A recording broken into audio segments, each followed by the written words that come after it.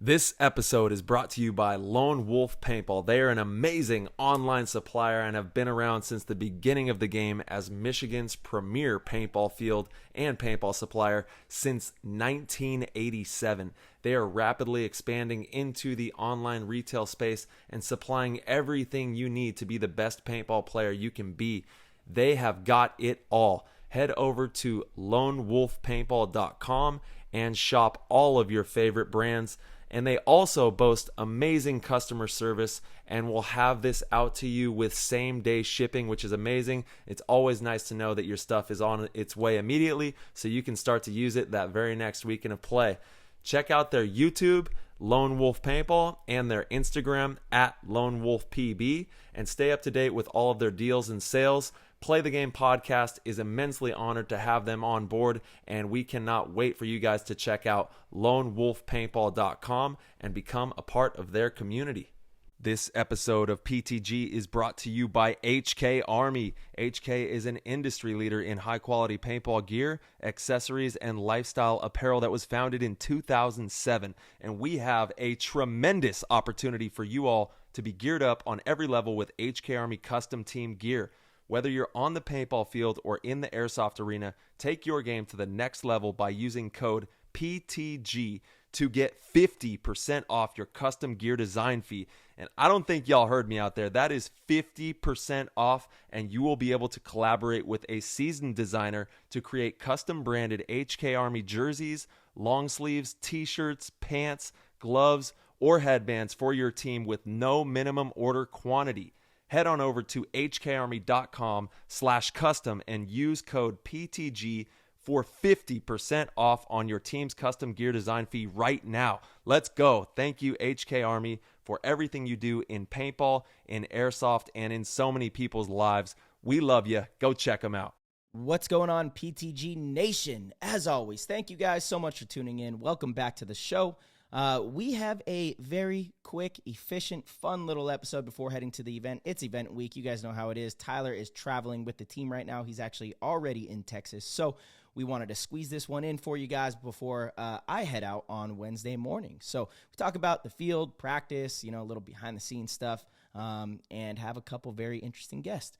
So without further ado, hop in the show. That was an insane inside move by Marcelo Margot. Great communication. And the crowd starts chanting Harmon.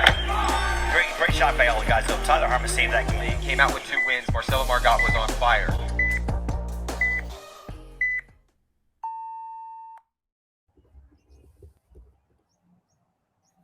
All right, brother, we're live. We are live. Let's go, baby. Live. Yeah. We did it. We pulled We it did off. it.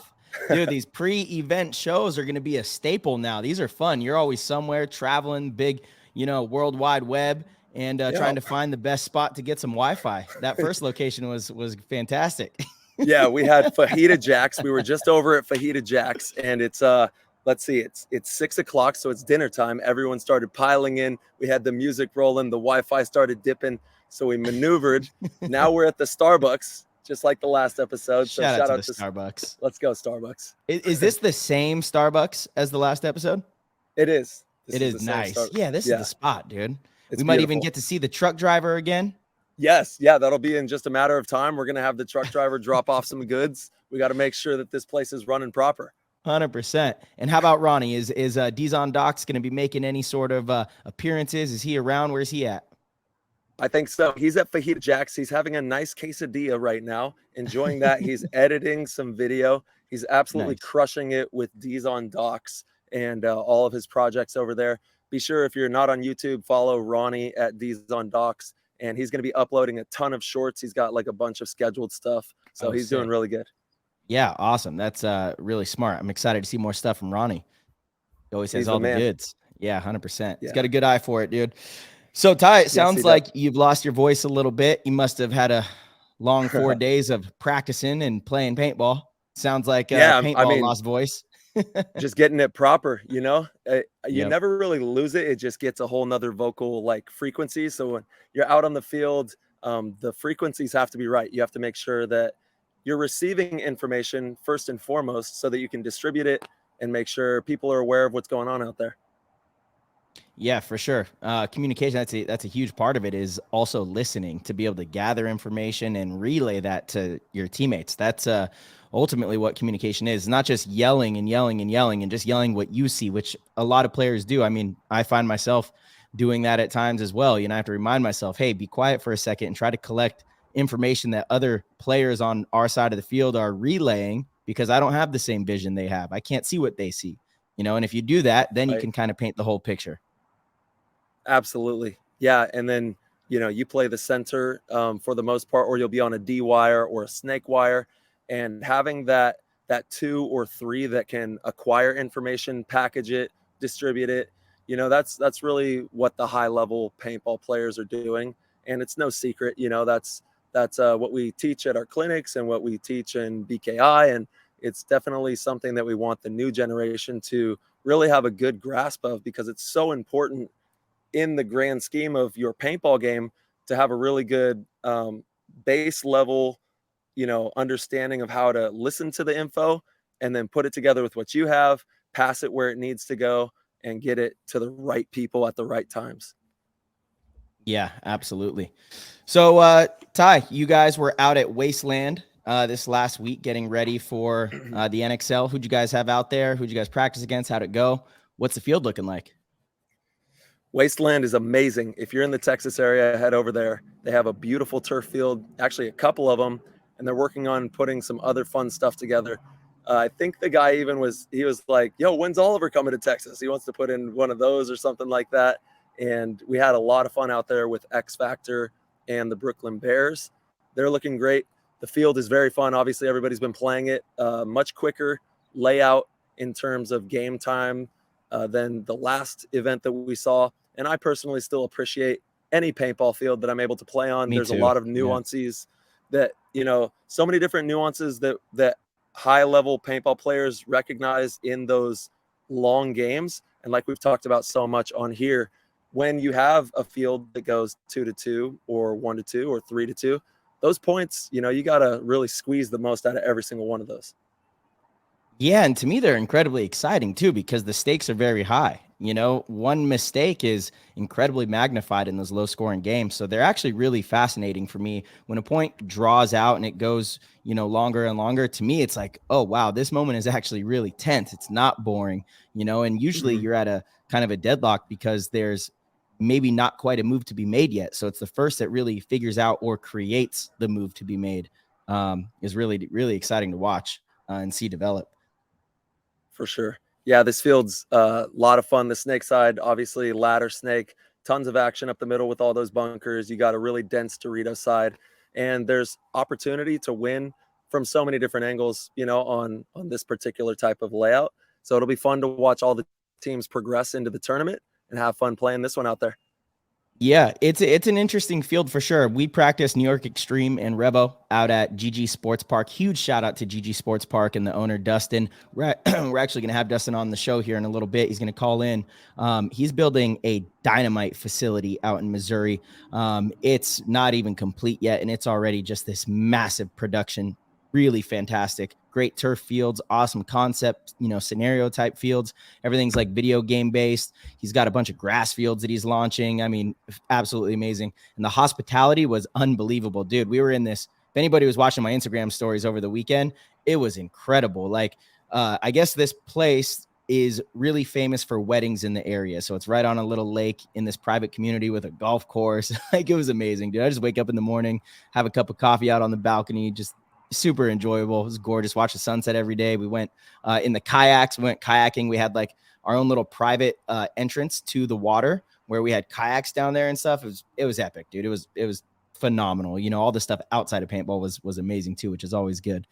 Good for team morale, good for team bonding. That's an important part of this game too. People sometimes I think take it a little too serious, and you just have to find the right balance of making sure you're doing all the work, but also finding ways to connect with your teammates that's unrelated to the game, you know, because that does translate onto the field too. It's something Dynasty has always, you know, really tried their best to cultivate. But yeah, the field, you know, again, we practiced Revo and New York Extreme. Both gave us different looks, very good looks. I feel like, you're right. There's so many different spots you can win from on this field. I'm curious to see how it plays out at the tournament with tournament paint and, refs and the whole thing, because the snake side, if you struggle to shoot that snake runner, I think you're going to have a really tough weekend. If you're making it, or if the other team's making it and you're not able to make it into the snake, yikes. Because that thing is pretty powerful. And you could send multiple bodies in there. The middle's really good. The Dorito side is like kind of interesting. There's so many bunkers over there, but kind of found it wasn't incredibly rewarding. You had to have really good timing and just kind of wait for your opportunity, but it's a little bit more patient and then just kind of, wait for your opportunity and then make the move. I'm curious to see if it really slows down too. Unfortunately, you can kind of get to those two big spots up on the tapes on both sides, just like the last field, and look cross and really cut the, one whole side of the field down. So, we'll see. It's just always interesting to see, how teams play it on Friday and then how it develops and starts playing on Saturday. And then by Sunday, it's a whole different game. So, That's right. A lot of it comes down to even just like how the paint is, how the weather is, if it's humid, if you're bouncing people, if people are making it wide or not. So, I'm excited for this one for sure. Yeah, man. Shout out to Texas. Texas paintball is booming and the NXL is headed your way. Let's go. Absolutely. Yeah. You're already out there too. This is this considered a home event for, Houston Heat, even though it's not the same city? I mean, you guys are in Texas. There's a couple. Houston, baby. Yeah. Let's see. How many Texas teams do we have now? We've got obviously AC Diesel, X Factor, Notorious, you guys. Is there any more? Yep. I think that's it. Those are the 4. Still, that's pretty solid. Four pro teams from Texas. Yeah. That's wild. Tremendous. That's really amazing. And then PB Fit is, up next in the semi-pro division. Yeah. Sheesh, that would be crazy. That'd be 5. Yeah, sorry to cut you off though, Ty. No, it's just amazing. You can see it in the fabric of paintball out here. People are having a ton of fun, and paintball is really booming. And the teams are seeing some great talent come to them. The pro teams are thriving and having a lot of fun. Obviously, AC Diesel is having a lot of fun. They really mixed up the entire pro division, at the beginning of the season. And I know that those guys are hungry to have a great event. They have a great roster, and I'm sure they're going to come out swinging this tournament. Yeah, absolutely. I mean, they went 1-3 at the last event, but that team is stacked. They've got veterans. They've got championship caliber players. They have, before they picked up, Mouse, J-Rab, Kyle, A-Rod, they had a team that was already evolving and coming into their own, and a team that you couldn't take lightly because they could, anyone at any moment could beat you. Actually, I think it was last event in Orlando, they were beating us 4-0. And we did mount a comeback, and I think we won by 1 point, but that's just a little bit of inexperience, but it shows what they were capable of even without those veterans. And so now to have that kind of, veteran leadership, they have an event under their belt already. I'm very excited to watch them play too. Shout out to Mouse too. I tried calling him earlier to see if he wanted to hop on, but his phone was off. So I don't know if he's traveling or what he's doing. Yeah, it could be the travel day for Mouse, man. We talked to him yesterday. He's doing good. Oh yeah. Nice. Awesome. Yeah. There you go. So we do have some Discord questions. And then actually I forgot we moved the show back an hour. So I got to let Dustin know really quick. Okay. Yeah, I totally forgot about that. I had him set for 5:30, but we need him at 4:30. Yes, Dustin, the man. He's building the metropolis of paintball out there in Missouri. Looked like a beautiful field, man. They had the big fields and the airball fields out there rocking. Yeah, like I said, it's just a great scene for paintball out there. They had 3 airball fields, beautiful turf, the concept fields, the grass fields that he's launching. And it just seems like he's really trying to do everything the right way, which is awesome. And, he's a fellow GOAT, by the way. Shout out to the GOAT crew, PTG Goats. Shout out to the Discord. And he's also a Dynasty Champions Club member, but he is just really doing a dynamite job. And we've heard about the park a ton. You see it on social media. And so it's cool to finally get out there and see that, it's for real and it's happening. I got to give a lot of credit to, I think, Paintball Fit, actually, because I feel like in the last, 5 years, they've really kind of set the bar and raised the standard for these paintball facilities across the nation. And it's forced all these paintball facilities to really devote time, money, and effort into making their park really presentable, right? That was kind of the standard. I remember 3-4 years ago, that, especially during COVID, that was Obviously, the field that was selected for GoSports to go and do the one-on-ones because of, the way the field looked, the way it was presented. And that is so good for paintball that now there's competition, and all these fields, across the country want to be the best. I'm hearing great things about Wasteland. Obviously, SC Village is completely revamping their whole thing. ASG is building out, their park. There's just all over the country. Sorry if I left your field out. We could go on and on. It's amazing to see, because that ultimately we've talked about that for so long on the show, how important it is for the field to be presentable for when players go and have their first experience playing this game. You want it to be like a cool production when you show up, not some rickety thing in the back country, that is like this podunk, dirty, slimy, greasy thing. That's not what we want. That's not good for the sport. So huge shout out to these fields that are really stepping it up. And GG Sports Parks being one of them. There we go. And just so you know, Marcelo, it's been crazy. We've been running all over the place. My phone has died, so you're gonna have to read these Discord questions. Okay, no worries, brother. I got us, dude. Yeah. Hey, again, these pre-event ones, I'm just glad we could fire them out. Blame the NXL, all right? Having us cram everything in to 1 week. This is the NXL's fault. Tom Cole, this is your fault, all right? The production of the show, this is on you. Hey, you know what? It's awesome that we still get to hang out and have a little episode before we, head out to the event. All right, I will start with Dan Sheckley. He says, I would love to hear you guys talk about how to shut down the snake side on this layout. Okay. Hope everybody's okay. We got the fire trucks coming. We got action out here. So why don't you open that up for us, Marchie? Or let's let God bless America. Hope everybody's okay. This fire truck's passing by here. So go ahead and tackle that, March. I'm sorry. Okay, yeah, no worries. Again, if you can shoot the snake player on the break, then you have a chance to shut the snake down.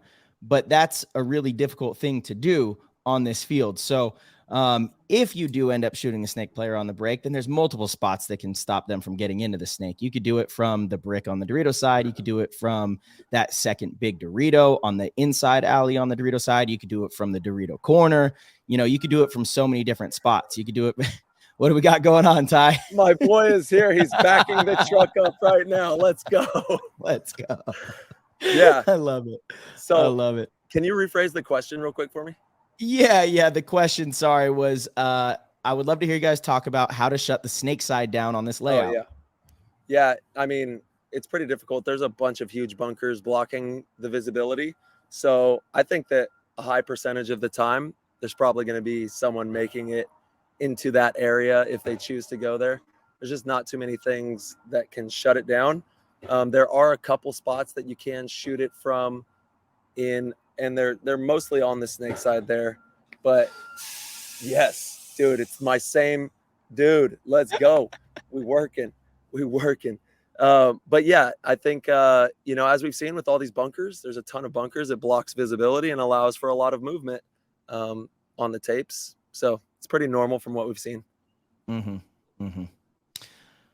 All right. We have Cyrus. Tyler, with the rain at the field you were playing at, do you think your squad got even better looks for the Texas Mud Bowl we're about to play? Dude, Wasteland's so much fun. We were slipping and sliding on that nice turf that they have out there. We're ready to go in any weather. We've been doing this for a long time. So rain, sun, snow, sleet, whatever we got, we're going to run around out there and have some fun. Hopefully the weather isn't too crazy. But hey, if it is, we'll still have a fun time running around in the water. It looks like the weather is going to be fine. The last couple days, the weather was looking kind of crazy previous to the last couple days. So like the last week leading up, it looked like Round Rock was going to be getting hammered. But the last couple days, it looks like Friday, Saturday, Sunday are going to be clear skies, baby. We might get rain early in the week, but I think we're going to be solid, which is dynamite. Really looking forward to it. Knock on some wood too. Yes. And if you don't like the weather in Texas, just wait like 5 or 10 minutes. It'll be all good. It's quick. You know what I'm saying? Yeah, tell that to the PSP.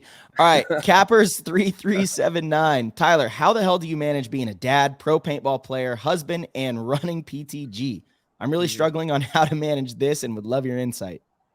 Great question. It's just all about time management, really. You have to be diligent with the time that you have, waking up early, staying up late, making sure that you have your priorities straight. And my priorities are always my 2 children and my wife, making sure that first and foremost that they're taken care of. And then I have such a supporting cast. It takes a team. It's my amazing family in all aspects, the team that I play for, the sponsors, my friends, everybody. We all make these things come together. It's not easy. Sometimes it's not fun, but it's worth it when you're able to, work hard, build a dream, build something that you're really passionate about, and, hopefully get a good message out to the world and keep things moving in a good direction.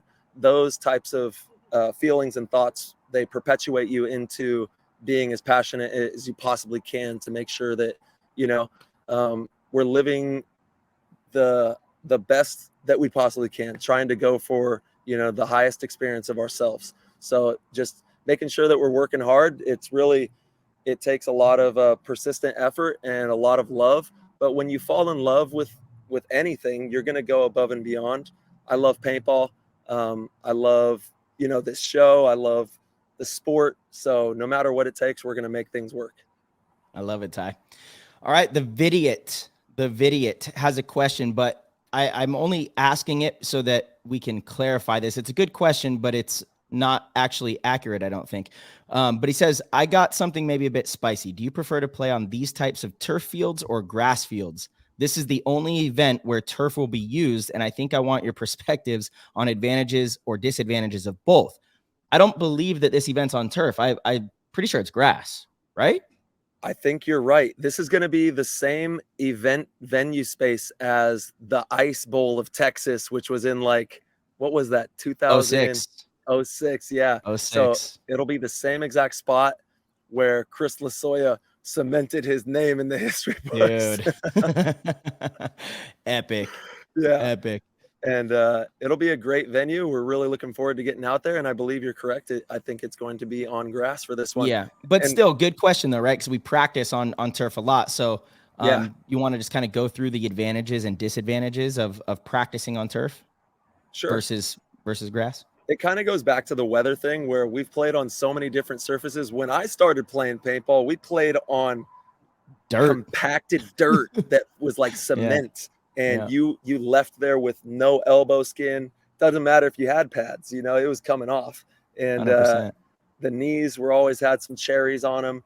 We have such a luxurious playing style that we play on in the modern iteration of paintball right now. So grass or turf, you just got to make sure that you have your footwear dialed in proper. There's a couple different, nuances, but you really can't go wrong with like a good solid football cleat. That's what I use. Or even if you want to use turf shoes, those are really good on the turf surface. And then you can use a traditional cleat in the grass. But there's a couple different things that you can do to mitigate yourself from slipping. And then the sliding on turf is typically going to be a little bit, more depending. Some turf actually slows down, but you just got to give it a test run. You don't ever want to just go onto a field and assume how it's going to slide. So kind of a good little pro tip is to, no matter what playing surface you go to, get some practice slides in, feel that surface out. So, what you're going to have to go up against when you are live in the game, and you gotta send it. 100%, Ty. Great advice. Yeah, absolutely. This episode is brought to you by Biocell RX. Biocell RX is an amazing company that makes some of the best CBD I have ever tried. I've been personally using this product for over 3 months, and it does not disappoint. I don't go anywhere without it. When traveling, it's really hard to get to sleep, especially when I'm swapping time zones and going to different places, sleeping in hotels and not in my own bed. CBD helps me get a good night rest so that I can wake up feeling refreshed, ready to coach, ready to teach, or ready to compete. Whatever it is, I take my CBD with me. My CBD is my partner in crime, my partner in travel. Biocell is one of the products that if it's not in my backpack, I'm not leaving the house. you guys are definitely going to want to head over to biocellrx.com and pick up a bottle of your own. The cool thing about Biocell is they offer CBD at an incredibly highly concentrated formula. With over 6,000 milligrams per bottle, you can get one bottle and hold on to it for a long time. The typical dose for CBD is around 30 milligrams, so you do the math. One bottle will last you a very long time. You don't have to deal with constantly ordering new products and, waiting for it to arrive and maybe running out, all of the nonsense. Use code PLAYTHEGAME and get $25 off at checkout. All right, everybody. For me, it's making sure you have good traction on your feet. So whatever cleats you got to do to make sure you have good traction when playing on turf, that's most important for me. I don't have any confidence with my knee if I don't feel like I have good traction. I do a lot of footwork, a lot of things that allow me to feel comfortable, running routes and making cuts and trying to be dynamic if I make a move. But if I don't have good traction, then it's really difficult for me to have confidence in any of those movements. So to me, that's the number one thing. That, and then you're right, the sliding is huge. Mm-hmm. So we do have a lot of questions about the layout. I actually am only going to ask one more because there is a BKI actual breakdown that's being released after having practice this weekend. So you guys want to make sure to check that out. But this is a good little question, and it kind of ties in with another one about, stopping the snake side. So Salt in Burnham wants to know, how will a tall, bigger person be advantageous off the break with the downfield gaps? Mm-hmm. Yeah, if you have a tall player rolling into those tall bunkers and they can get on those tippy toes, you're definitely going to be able to get some shots in over those big obstructions in the middle. So it is, definitely helpful. And then you got to really be mindful of putting yourself in the position of your opponent where they're going to be running, and try to just get creative and look at different shots. Don't just think that because there's an opening, that's where you have to shoot it. There's so many different ways that you can shoot a shot. Yeah, that's huge. Players will only look for a gap to where they can shoot a lane through, not realizing that you can shoot over a lot of these bunkers. When I do these clinics or we're coaching teams, and I say, hey, put your paint over sometimes even this can, right? And they're like, huh? There's no way it's going to go into the parking lot. I'm like, it drops, watch. And then, we run the drills, and sure enough, we're shooting the corner. And it's like, get creative with it. These are all things you guys should be doing in drills when you're preparing for this field, for the field. You should be shooting all the shots. Just try to find creative ways to get kills on the break. It's a huge part of the game. Huge part. Yeah. Grab one of your buddies and run around and just be like, yo, you run here, and then I'll run, you shoot, I'll shoot, and we'll critique each other. And that's how you get really good at that. Totally. Oh gosh, we did have a few more questions come in. We're going to go to Elams, Tyler and Marcelo. I know you guys have a lot of friends in the league, but is there a different feeling lining up against each other? Knowing each other so well and how you each play, do you try to use that knowledge to gain an advantage over the other, either neutralizing their effectiveness or eliminating them altogether? Yeah, I mean, you're unwise if you're not using every advantage to play when you go out there. So everything goes into playing any opponent, not just you, Marcelo. It's no matter who steps onto the side of the field, you need to be doing your homework. You need to be studying and having a good understanding of play styles. There's so many different play styles and different nuances in a player's awareness or how they choose to look at something. And if you watch your opponent, when they're playing, you'll kind of pick up on a lot of those details of what's going through their framework and how they're processing the field just by watching any opponent. Totally, dude. That's a great response, and I couldn't agree more. Yeah, of course, I am able to use maybe more against someone like you or, a Mouse or a Kyle or a Dalton because we know each other so well. But at the same time, that almost brings another level to it because you guys also know me so well, so there's a dance that you play and a game that you play, but certainly it's anyone that I respect in the league. I like to think I have a pretty good idea of how they want to play. And, as we watch them through the tournament, you can see tendencies. You can see what players like to do if they lose their wide player, if they lose their interior player, if they shoot a wide player, if they shoot an interior player. You can pick up these tendencies, and that can kind of download you with some more information, during the game. And I try really hard not to be consciously, like actively thinking about this stuff during a match, because if you do that, then you're not in flow state. You're hesitant. You're doing too much, just that thinking. It's really important to have all these thoughts before the game, the day before, the night before. And then when it's time to play, you just gotta do what you do. You gotta let it fly. Yeah. But yeah, that's a great question. Shout out to the Discord again, guys. If you have not even seen what the Discord's all about, I know it might sound like this big scary app that you got to download and all this crazy stuff. It is epic. The Discord is awesome. Head over to ptgpaintball.com, click the orange Patreon link. If you sign up as a subscriber to support the show at any level, you get access to the Discord. And there's just tons of amazing conversations going on in the Discord. Great community. We do really cool stuff. Awesome fantasy football league in there. We got all sorts of breaking news, cool giveaways. Like it's the best. It's definitely the best community in paintball. It's fantastic. So if you guys haven't, please head over and check it out. One more question from the Discord, and then we'll get to Dustin. You got something though, Ty? Yeah, we're calling it Chat PTG now. It's like the paintball AI. So Chat PTG is popping. Get on in there and have some fun with us. Nice work, Ty. I haven't even heard that one yet. I love it. All right, the last question from the Discord for today is from Lettuce. You two talk a lot about the importance of taking care of your paint. For us lower division players, can you give us some insight on how pro teams keep their paint cool? Is someone traveling with the cooler to the tournament, or do you buy a Coleman at the local Walmart and then return it at the end of the weekend? What are you using to keep the paint cool? I doubt you have ice in there. Are you using ice packs or something else? Why don't you tackle that one, dude? Yeah, so, we typically do go to Walmart and buy the coolers. Honestly, Vic handles all of that stuff. So I'm not sure if he returns them. I don't think he does. He probably just donates them or leaves them with like the local pit crew that's helping us so that they can take them home. And we certainly do use ice in the bottom of the cooler. We just make sure to put like a cardboard on top. So we take a paint box, break down like one layer of a paint box and put it on top of the ice. So you never want to put the pods or the paint directly on the ice. You want to have a little bit of insulation from that. Try not to open the ice either because you don't want the moisture. So we leave it in a bag. But yeah, that's pretty much it. It's pretty simple process, but a very important process. And a lot of teams, a lot of players overlook it, even in the pro division. So that's a big part of it. And also for your loader, make sure that your first paintballs coming out of your gun aren't some mushy gumballs.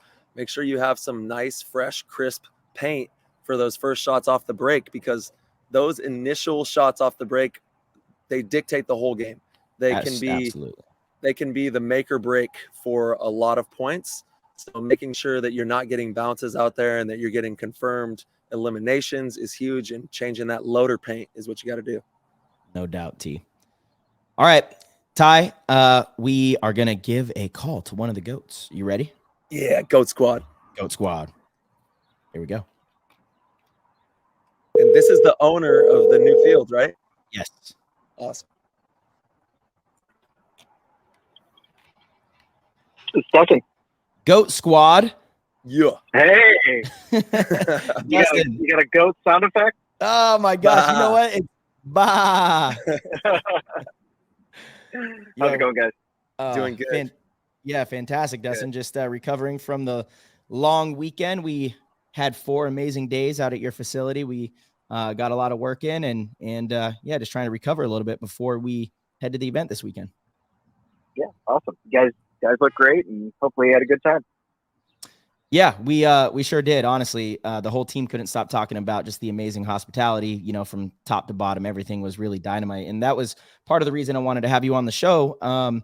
Really excited to have a paintball park like that, blossoming. Before we called you, we were actually talking about, I feel like right now we're in a really good spot with paintball. There's a lot of paintball fields and owners that are trying to do a really good job of putting out the best product. And, you kind of have to now, right? Because there are fields like GG Sports Park, Paintball Fit, Wasteland. There are these fields that are popping up, and there are these kind of mega parks, even, Giant Party Sports, that are these mega parks that are doing such a good job that if you run a paintball park the way a lot of these paintball fields did 10 years ago, nobody's going to come play at your field.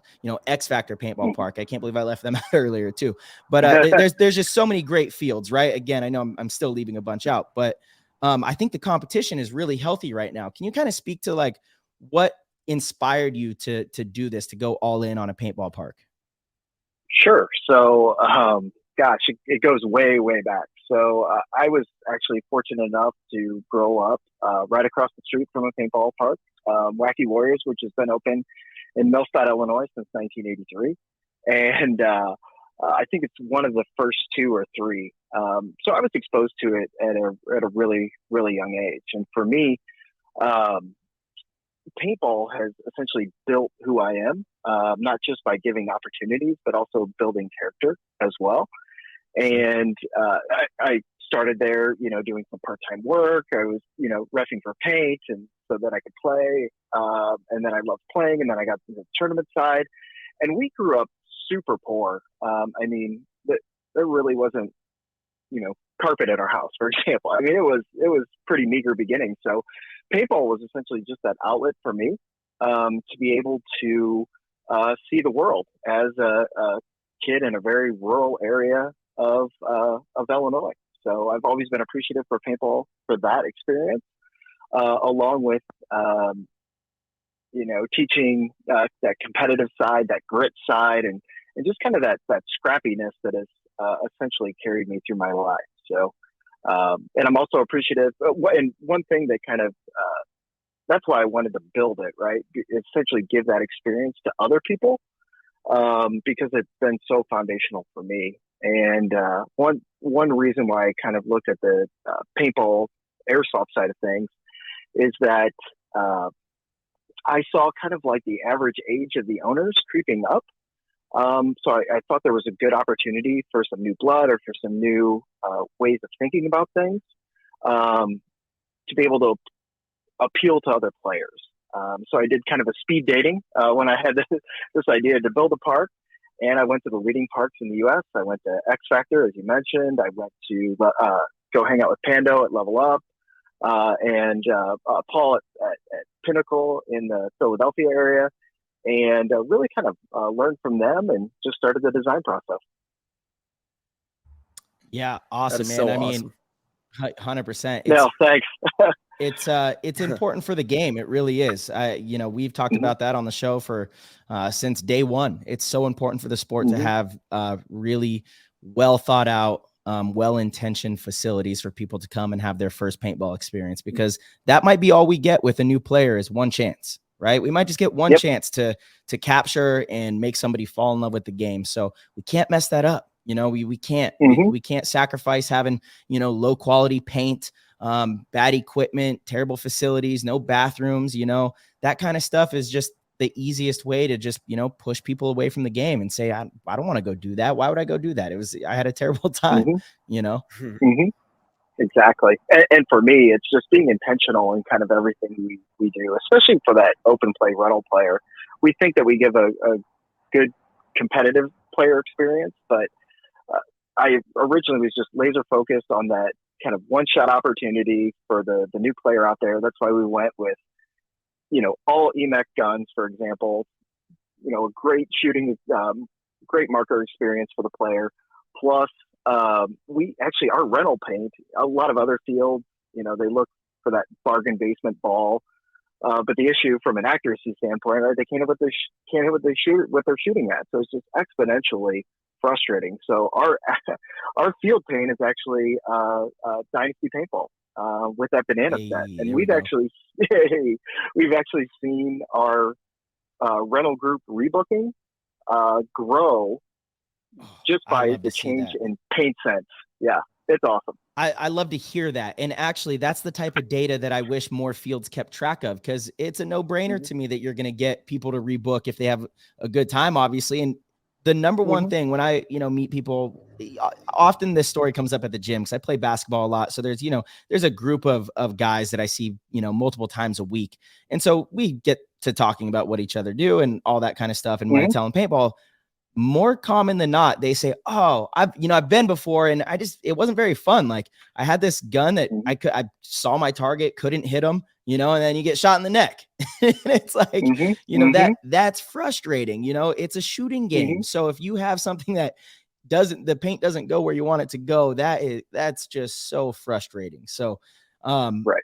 Yeah. And you keep like hard data on that. You're positive of these numbers, I'm sure.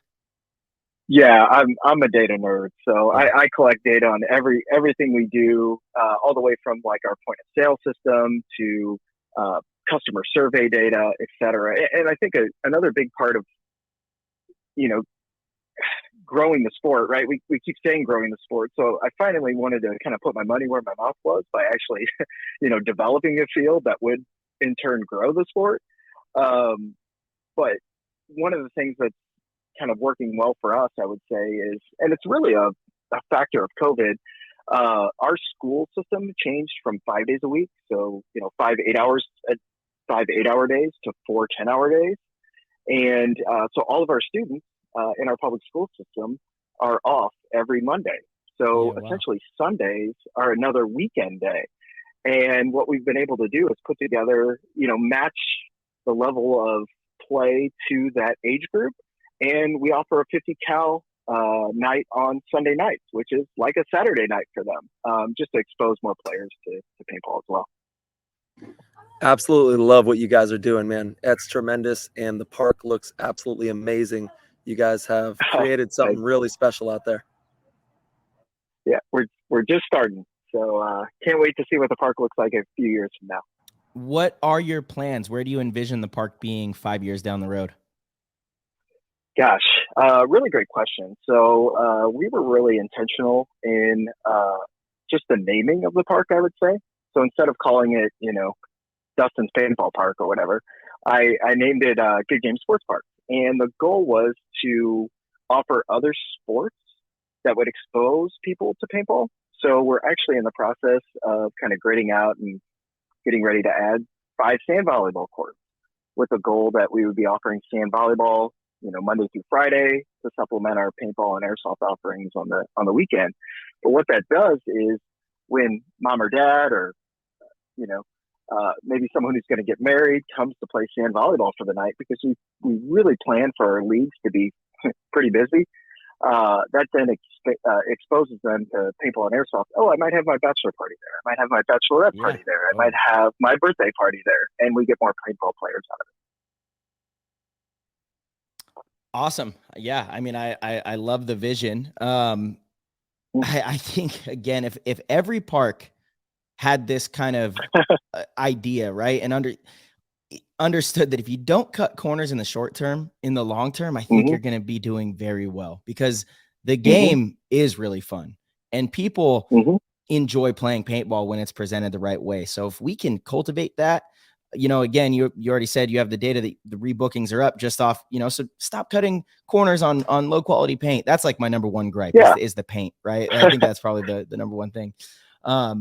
But ultimately, that's what we want. We want field owners just like yourself that, the goal is truly to get more people hooked on the game, just absolutely hooked on the game. Now, how about tournaments? What do you guys have a local league out there? Yeah, so we run drill night on Wednesday nights. We're blessed to have some local pro and local semi-pro talent that help kind of educate our teams and educate our players. Kind of the local divisional teams, D3 through D5. And then we run Friday night street ball. And then we have it's called the 357 series. We have 4 or 5 dates, and it's essentially 5 regular 5-man X ball on Saturday. And then on Sunday, the 3 and the 7 kind of take hold. And it's let's say you lose a couple members of your team from that Saturday X ball, you can then play 3-man, or you can combine maybe 2 squads together and play 7-man on that Sunday. Just trying to get players the opportunity to play more paintball. Yeah, that is awesome. And what has been the most maybe stressful aspect of building the park, and what has been the most fun aspect? Oh man, the most stressful, I would say, just trying to articulate kind of the vision, because I went in there, a lot of paintball parks, I would say, start out with a field here and a field there, and then try and add a field in one spot or another. But again, just with that intentionality, intentionality, I essentially created a master plan for the entire park for the next 5, 10, 15 years, right? So it was very stressful to think about where we're going to be 10 or 15 years from now. And, oh, did I put that field in the right place, or am I going to have to rework that? Am I going to have to move it or something like that? So I think it was a lot of like self pressure and self stress that I put on myself, maybe unnecessarily, because things are made to be moved. But I would say that would absolutely be my most stressful. And then you said that, sorry, Tyler, you said the most beneficial or the most thing that made me most happy? Yeah, right? essentially. Yeah, the most fun aspect of the whole entire project so far. Yeah, I think for me, it was at our grand opening, and mind you, we're only 7 months old, so we're still trying to figure it out. We haven't hit our 1-year anniversary yet, and I would say the most pride I had is I woke up at 5 o'clock in the morning on our opening day. I had no idea how things are going to go. I essentially put kind of a write-up together on our Facebook site that I had started, essentially just talking about why I built this park, what were the reasons and justifications behind it. And the whole time, it's about a 30-40 minute drive to the park from my house. And the whole time I'm just thinking, I hope, one person shows today, maybe two. So I get in the parking lot, and it's an hour before opening. And I get there, and there's 30 cars in the parking lot already. And throughout the whole day, we've got parking for about, I would say, 200 to 300 cars. And I just looked out at the parking lot, and it was absolutely packed. So it was one of those moments. And people had told me, if you build it, they will come. It just all came together. That is so cool. That is what you want to see right there. Oh, yeah. You just don't want to, put your heart and soul into something, and then, 2 people show up. Yeah, so it was great. Well, Dustin, it doesn't surprise me. It's a beautiful park. Mm-hmm. Thanks. I gotta ask, because I believe you're a listener of the show, so I'm sure you've heard us talk about, the NXL and the decision to go to one weekend of layout release. Has that affected your business at all in any direction? How do you feel as a field owner with that? Great question, and thanks for not asking me about blind layouts. So I appreciate that. But that's next. For me, okay, good. Good. I was hoping so. As a business owner, for me, as a field, I would say it's affected me because if I only had, let's say, one X-ball field, I would be down from like a numbers perspective, right? I would only be able to accommodate X number of teams. I would have kind of a throughput constraint. So to kind of meet that, and when we heard that things were going to go to one layout weekend, what I tried to do was think about those constraints and how I can overcome those constraints. So we essentially added 2 additional turf X-ball fields so that I would have more capacity to host not only pro teams that I hoped would come one day, especially because we're New York Extreme home field, but also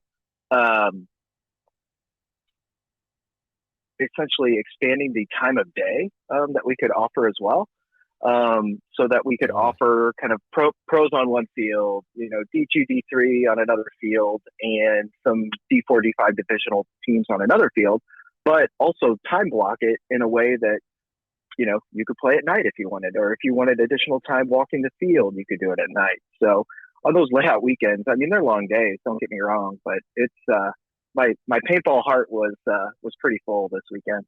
It was our first layout weekend, and it was just, it was magical. So hope that answered your question. Awesome. No, it certainly did. And that's exactly right. Fields just kind of have to find new ways to, stay profitable with the one weekend. And I think, having night ball is a big one, being able to be open during the week. Obviously, if you do have multiple fields, that is a, huge advantage as well. So, glad to hear. And then I think, there's ways on the other weekends too, to keep people showing up. Right. But it's definitely not ideal. Yeah, totally agree. Like our semi-pro team, even though it wasn't a layout weekend, last weekend they were at 2 weekends ago now. They were over at Level Up, getting a good practice in with the Level Up semi-pro and pro guys. So even though the layout wasn't out, we still felt that we got a really good practice out of it. And just at the park this weekend, this layout weekend, we were able to accommodate 20 concurrent teams, which was just kind of mind-boggling. And that was all the way from pros like yourself all the way to D5. We just had to be really smart and diligent in our time blocking process. Yeah, the tournament paintball is booming. There's a ton of teams that are popping up and having fun playing this amazing sport. Mm-hmm. Absolutely. And we hope to only grow that. I really admire what Texas specifically has done with that whole kind of farm system of teams that maybe started out D6 and then they just that ladder progression they have. I want to offer that same experience in the Midwest. Midwest paintball is something that I'm very passionate about, and it's working. I mean, we regularly have players who drive in from Michigan, Wisconsin, Minnesota, Iowa, just to play at the park for the weekend. Super proud of that. Shout out to Iowa one time. I love Iowa.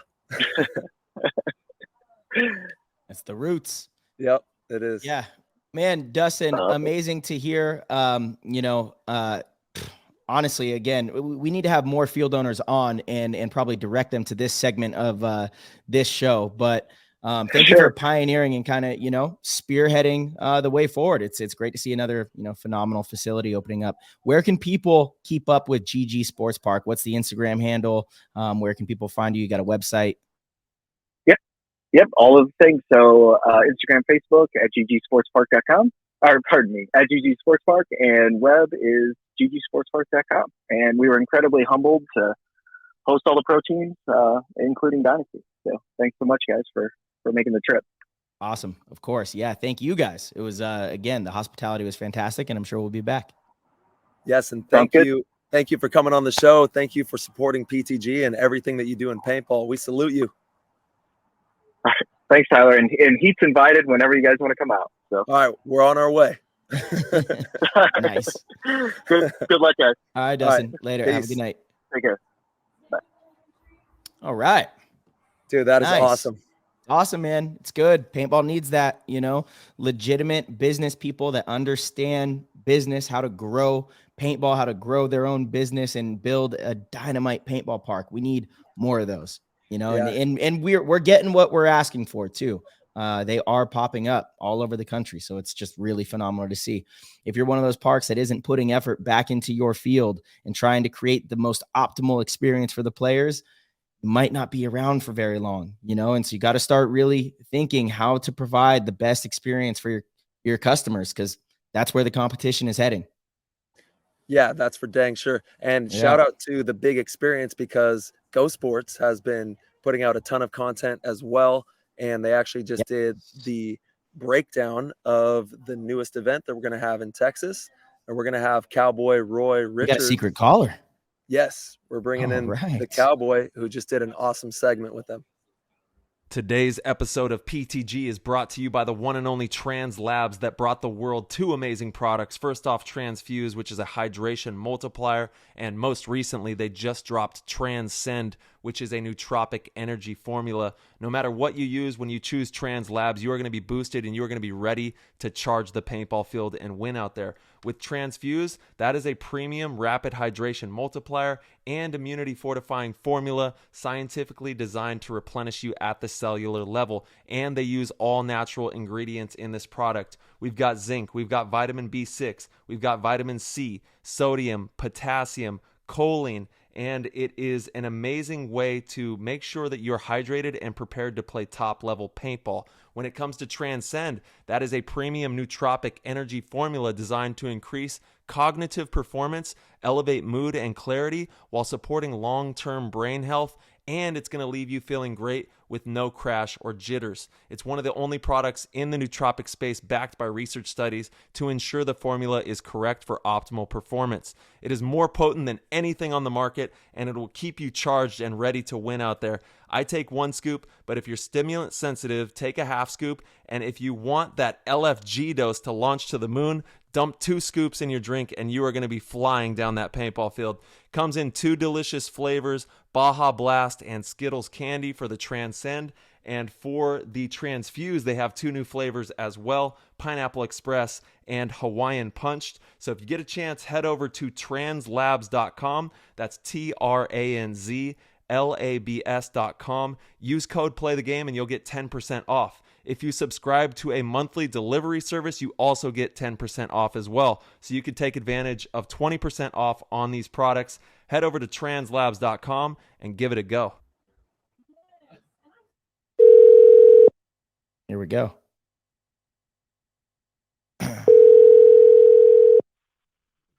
Yo, yo. Roy Dog. Yeah. What up, Cowboy? What's up, boys? Not How you much, doing? brother. We are live. Oh, hey. Hello, everyone. Hello, hello. Welcome Yep. to PTG. Welcome. Yeah, buddy. How are you doing, dude? What are you up to? Good. I'm just sitting in my car outside of my son's Boy Scout meeting, waiting for him to handle his business in there and then take him home. Love that. Well, thank you for joining us here. We know you've been working on a really cool project with GoSports, so we kind of wanted to pick your brain on how that was birthed and what you've been doing over there. For everybody that doesn't know, you can go to GoSports.com and you can check out the new breakdown that they just did, and I think it just dropped within the last day or so. Yeah. I think they dropped either today or yesterday. Kind of how it came about, probably about a year and a half ago. I was watching one of the tournaments, and I was, watching GoSports, and I remember thinking in my head, I was Dynasty playing, and I was like, where's Eggs? I don't see him on the field. Where is he? And then, maybe 10, 15 minutes later, towards the end of the match, Maddie says on the cast, oh, yeah, and Alex Fraze isn't here. I don't remember the reason why, but I remember at that time going like, dude, how can you, we need to know this information before an event, right? That's like watching the Patriots play and all of a sudden halfway through the game, they're like, oh yeah, Wes Welker having a baby. He's not here. Right. And so,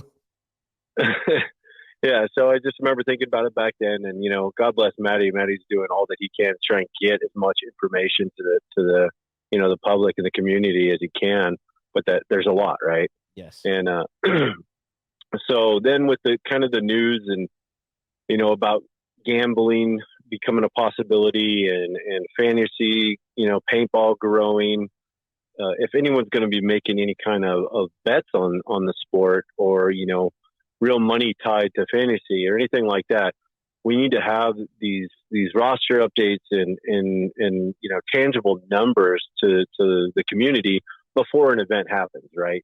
Because you can't be out there betting money without, data-driven decision-making. You got to have those numbers to legitimize the sport to allow people to put wagers on games, right? And then, not just that, but when I ran my business, one of the things I primarily did was study our financial statements and the profit and losses and, balance sheets and yada, yada, yada, which really, help paint a very clear picture and often a different picture than what people's perceived reality of situations were. And so, often what you'll find is people have, a certain narrative built in their head of how things are going or how a player is doing. And then you dive into the numbers and it tells a different story. And that's factual. It's tangible. It's real. Your numbers don't lie, right? That type of stuff. And so that's kind of how the concept was born and why it came about. And then when I was in Seattle, with JR and his girl and Brian Fow, I was talking to JR and LB about this idea that I had and wanted to get some feedback from them. They loved it. And so the three of us got together. I built a kind of a synopsis of the show and, put some structure to it and got some feedback from them. And I talked to a couple other guys, Blake Yarber being one of them, to get his opinions, and an OG trauma gridlock player, John Tinker. And then, I went to Maddie and kind of pitched them the overall concept of, getting a couple different, past players from the game together to kind of go through the brackets and break down the game at a different level. And so Matty loved it. Thought it was a great idea. He went and talked to the folks at GoSports, and they gave it the green light. And so I spoke with Rusty Glaze, got him involved, and I went out and got Todd Addison, he's obviously real old school, first inductee into the Hall of Fame. And to me, he's one of the biggest brain players of all time, just a really, really high IQ. So I wanted to get his, take on things. And so we got together, filmed it, and put the first episode out, which is, kind of a rough draft of what we want it to be. Eventually, we want to add a lot more graphics with stats behind them when we're talking, some highlight stuff, and really drive into the numbers a bit more. Think more NFL Sunday preview type show as opposed to like a Kellen Cowherd, or Cowherd show where people are just giving hot takes. And Totally. So yeah, that's the idea, and that's the kind of the direction of the show we want to go. And yeah. Well, you guys crushed it on the one that you just did. I've been watching it, and it's so informative. You guys are having fun. It's like the panelists for NBA or NFL, and you guys are doing a great job. So can't wait to watch it progress, and you guys continue to dominate with that new sector of highlighting the pro sport as we all know it and as we love it. Yeah, absolutely. I mean, even just this first episode, right? Like, I was digging into some of the records, of the teams playing against each other in my bracket. Over the last year in Florida, this year, I was looking at X Factor versus NRG Elite, and they've played each other twice, and NRG Elite won both those matches. And so when I called Ryan Brand to kind of talk to him about X Factor, we were talking, and I told him that, and he's like, "Oh, you just gave me some fire for the boys." Like they weren't aware, right? Which is crazy. And so this is the type of stuff everyone kind of should know and should have readily available to them, right? So, but just it's a trip. And the Rusty went down a rabbit hole, crunching some stuff, and he was tracking down like how many events a player has been with a team, and as much as the PBA allows us to track anyway. Right. So that doesn't include like 7-man events and stuff like that. But Ryan Greenspan has eclipsed 100 events with Dynasty. Wow, which is just mind-boggling. That's right? Crazy. That's a lot of events. Yeah, and Marcelo, you're up there with Dynasty as well. I think Blake Yarbers has surpassed Oliver Lang on events with Dynasty that have been recorded anyway, right? Like there's a lot of 7-man not on there, but still, it's cool stuff once you start digging into these numbers and pulling some narratives out of it. It's pretty interesting. Here's a question for you, Roy. Just because you guys I did watch that segment actually on GoSports this morning, so it was dynamite. And I know what you're referring to. I guess I'm at 39 events with Dynasty. Oliver was 41. That is a cool stat, but it doesn't include 7-man. So do you value X-Ball championships, world championships, I should say, over the 7-man ones? No, I think they're both important, and there's just, there's different ways to play paintball. I'm a big advocate of playing paintball in any format you can, Totally. Like, I'm a dork. I love playing scenario games sometimes. Like, it's fun to me to get out there and play scenario games. It's a different way to play paintball. I like 7-man. I like 10-man. I like X-Ball. There's just, look at racing, right? Like cars. You have stock cars, crash, like derby cars, and, Formula One, drag strip racing, NASCAR. There's all these different ways people get into cars and enjoy competing with them, right? And I kind of look at paintball in a similar format. And so I think it's just, it depends on the player, right? And the generation. Obviously, right now, the highest tier of paintball is NXL tournaments.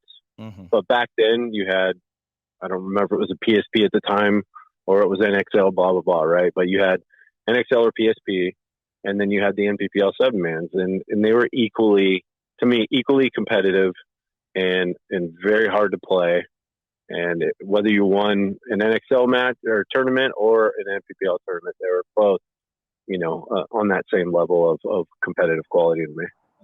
Yeah, I agree with you on that. It was a completely different time, and they were both very, very competitive. Absolutely. So what's this show called, Roy? I know it's on GoSports. It's going to be its own segment. You guys have a name? I didn't hear if you said a name. They listed it as the bracket breakdown. Okay. It might just stay that way. We haven't really even discussed the name for the show. Dude, you guys need a sweet name. You got to fire up an Instagram. You got to do shorts. You need a YouTube. You got to take this thing to the moon. This is where I need you young kids help. You guys are the influencers. You know the lingo, right? We got you, brother. I'm an old man now, dude. We got your back. I have to Google my son's slang words. Like, I'm not even kidding you. Like 6 months ago, I heard him say "no cap" to his friend, and I was like, "What the hell does that mean?" So I was on the computer Googling "no cap" to find out what that meant. Do you know what it means? Do you remember? Yeah. No, I do. No lie. No lie. Yep, that's right.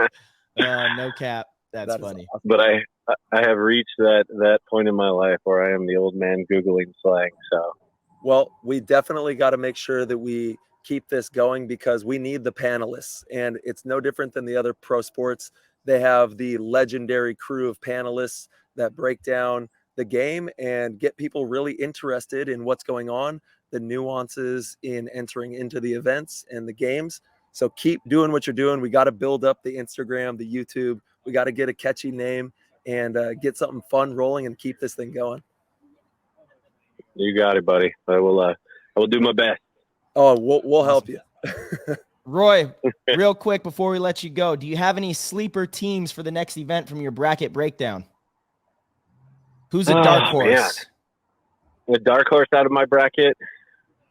I think not out of your bracket. Let's go out of the whole. You did the bracket thing. Yeah, out of the whole deal. Okay, and that's not counting the big hitters. So we're getting rid of Impact or X Factor, Heat, Dynasty, right? None of them. Yep. Ooh, man.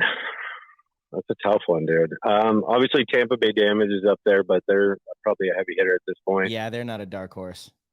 The guys that are kind of those mid, as we kind of described in the show, those mid-tier teams that can punch up sometimes, like Infamous can be a big hitter sometimes, right? But lately they've been more of that wild card team. NRG Elite has in Florida they snuck in as a wild card team. Brooklyn Bears are an interesting one to me because there's some experience on that team mixed with some fresh, younger guys.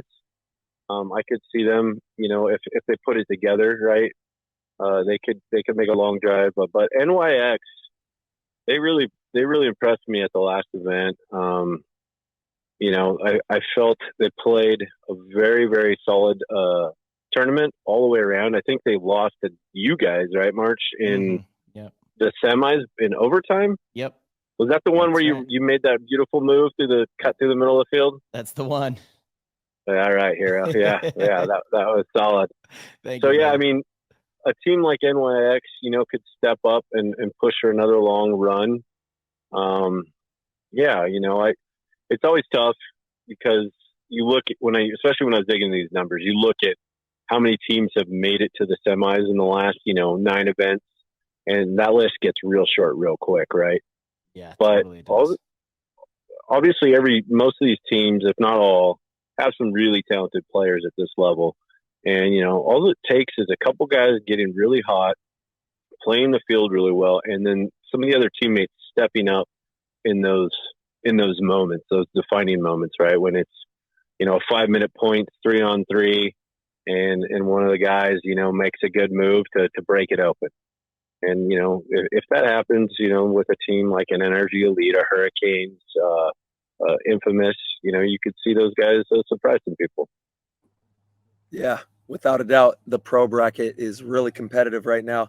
And for everybody out there, please go check out GoSports.com and the new segment that Roy, Rusty Glaze, Todd Adamson, and Maddie Marshall just laid out. Head over there, get those numbers up so that they can see those stats and see that people are eating that up. That way they can do a bunch more of them. And Roy, we can't thank you enough for putting that together and just everything that you've done in the game of paintball over the last 20 plus years. Yeah, brother. You got it, boys. Thank you for having me on. Appreciate it. Yeah, baby. Have a good night. All right, you too. Talk See to you soon, brother. Thank you. Peace, bro. Yep. Bye. Woo! I Dude, love legend. that, dude. I love that. That's so important for the game. We need more shows like that. We need more excitement. How was there was like no shows between the last event and this event to talk about what happened at the last event and what's going to happen at this event. That's Yeah. crazy. That's That's crazy. There's just you know, the podcast obviously, but like the stories of these teams. Come on, guys. Come on. Let's go. Come on. Let's go. This is huge. Good job, GoSports. Good job, Roy. Love it. Very That's exciting power. stuff. Yep. It is, man. Well, T, I know you're busy right now. I know you got a team dinner to get to and all that. Much love, brother. I'll see you in a couple days. Yes, sir. See you soon. Any Travel last safe. words? Everybody have fun. Be safe on your travels. Keep playing lots Hell of yeah. paintball and be safe out there. Awesome, T. See you soon. All right. See you, bro. Peace. All right, everybody. Thank you guys so much for tuning in and rocking with us. As always, if you enjoyed the show, please head over to ptgpaintball.com. Click the Patreon link. It's an orange tab in the top left-hand of the corner and become a supporter. If you become a supporter at any level, you get access to the Discord, and all the different levels come with amazing perks. Another great and free way to support the show, if you think we're doing a good job and you want more people to hear about Play the Game podcast, please just leave a comment on the YouTube videos, leave a like, subscribe to the channel, leave a review on the podcast channels. Just make sure to be interacting. That does a fantastic job at getting our show seen by people that don't play paintball, and ultimately that is so good for the sport. So please, with your guys' help, we can get seen by the masses. All right, everybody, again, thank you, and as always, we will see you very soon.